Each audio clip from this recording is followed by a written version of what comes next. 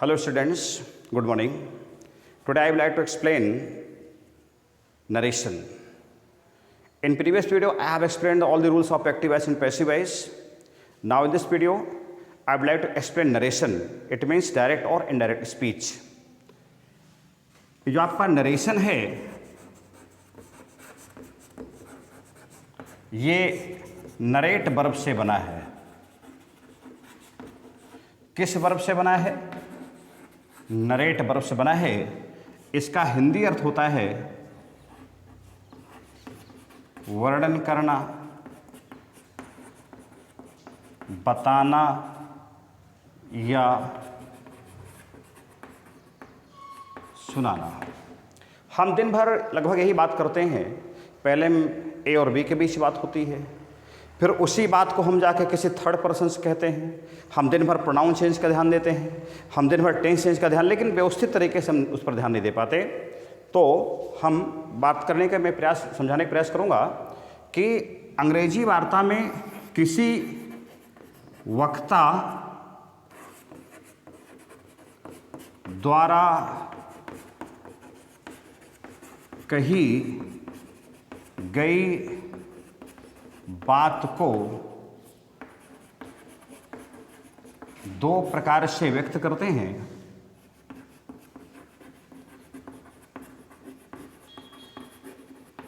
Number एक, वक्ता द्वारा कही गई बात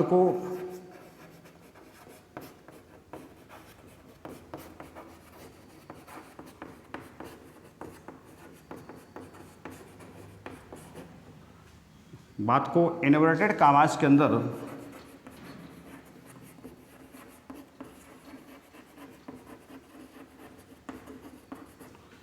रखकर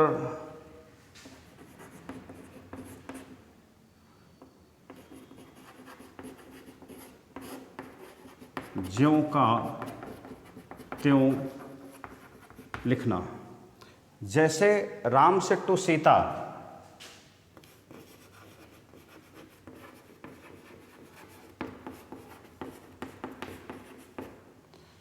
कॉमेडी को हम बिगिन करेंगे। I am going to Chitrakoot.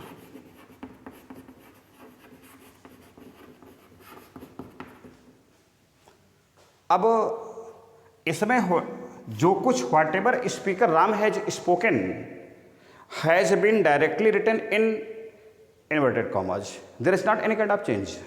यहां पर किसी प्रकार का कोई परिवर्तन है ही नहीं। कैसे कहा जा सकता है? It can be said that in this sentence what ever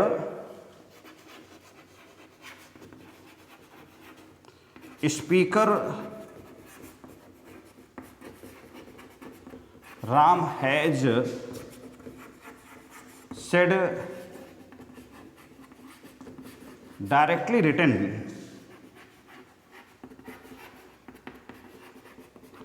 in inverted commas,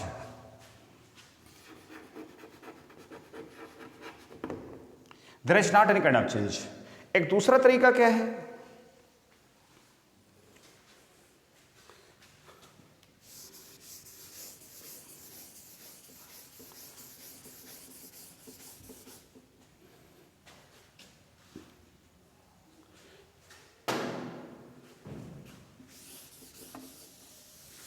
दूसरा तरीका यह है, वक्ता द्वारा कही गई बात को कुछ व्याकरण संबंधी परिवर्तनों के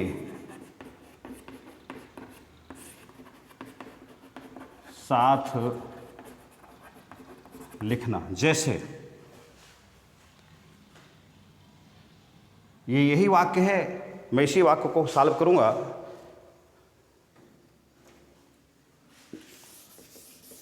राम सेड टू, तो Ram told Sita that he was going to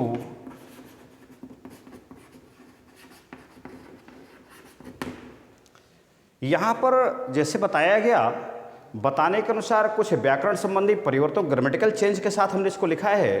अतः ये इनडायरेक्ट स्पीच, ये आपकी डायरेक्ट स्पीच है ये, और ये आपकी इनडायरेक्ट स्पीच है। जब कर्ता ने प्रत्यक्ष कहा whatever speaker Ram has spoken directly has been directly written in inverted commas is called a direct speech, and when whatever speaker Ram has spoken is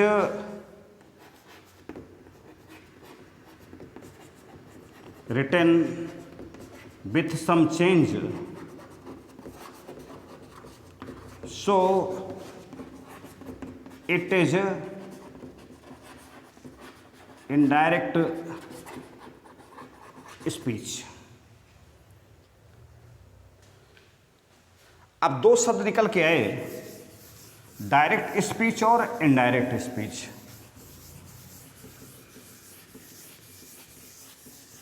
प्रत्यक्ष वार्ता और अप्रत्यक्ष वार्ता। मैं आपको डायरेक्ट स्पीच पे लेके चलूंगा। आपसे कोई पूछता है what is direct speech,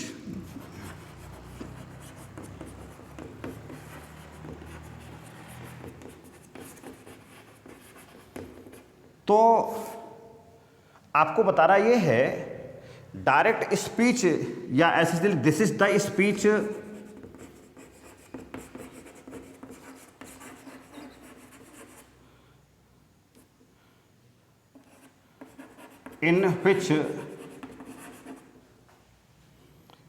in which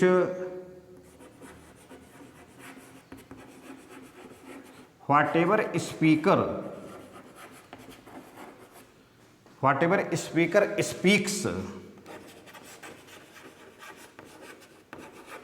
is directly written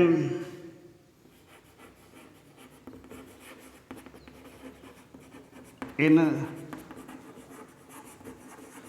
वर्टेड comma. जैसे Sita said to Gita Rita is a good singer. ये आपकी डायरेक्ट स्पीच है। अब प्रश्न ये उठता है, डायरेक्ट स्पीच तो क्लियर हुई, ये डायरेक्ट स्पीच इसलिए है this sentence is in direct speech because whatever speaker Sita has spoken has been written directly in inverted commas without any grammatical change. अब हम ये देखने प्रयास करेंगे कि डायरेक्ट स्पीच के भाग कितने होते हैं।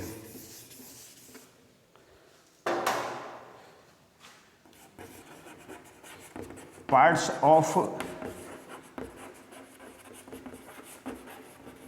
डायरेक्ट स्पीच, तो दो भाग होते हैं,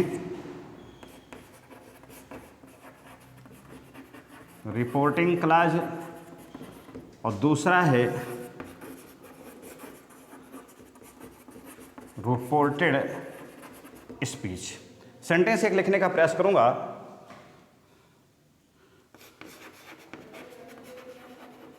Nishant said to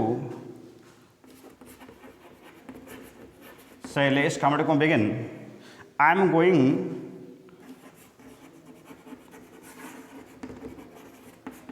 to play cricket. अब ये जो आपका निशान सेड टू शैलेश है, ये रिपोर्टिंग क्लॉज है।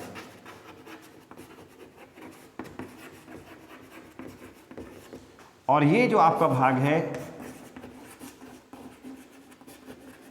ये रिपोर्टेड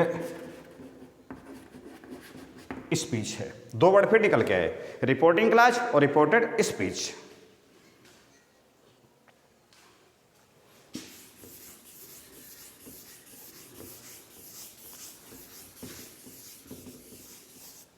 अब what is reporting class?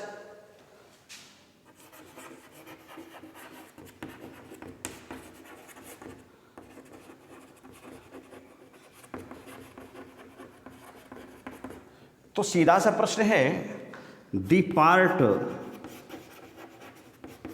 Of direct speech which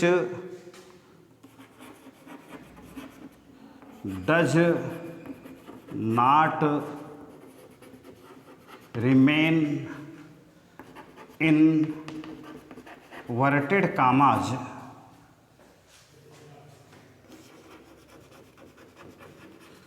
is called reporting class. जैसे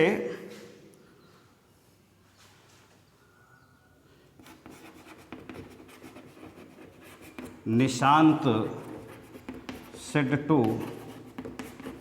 रितेश,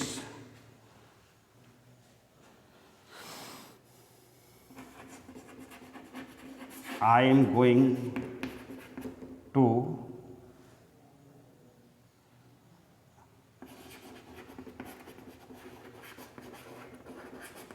चित्रकूट। अब ये आपका रिपोर्टिंग क्लास है।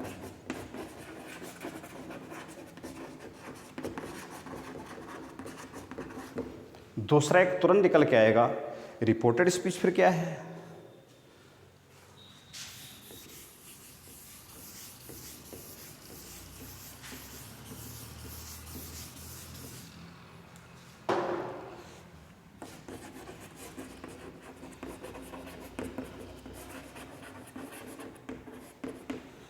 The part of direct speech which always remains in inverted commas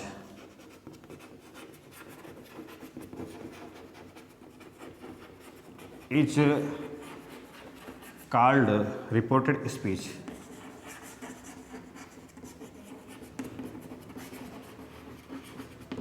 जैसे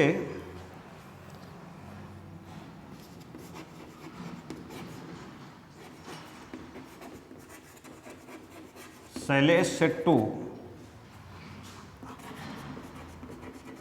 Annu,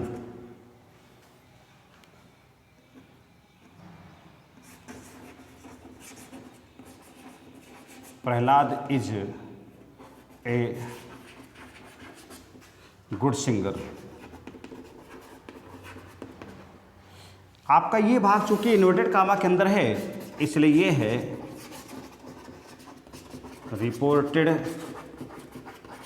speech. That's all for this period. कल हम लोग देखेंगे कि रिपोर्टिंग क्लास के भाग कितने होते हैं और फिर आगे दैट रूल जो भी हैं। That's all for this period.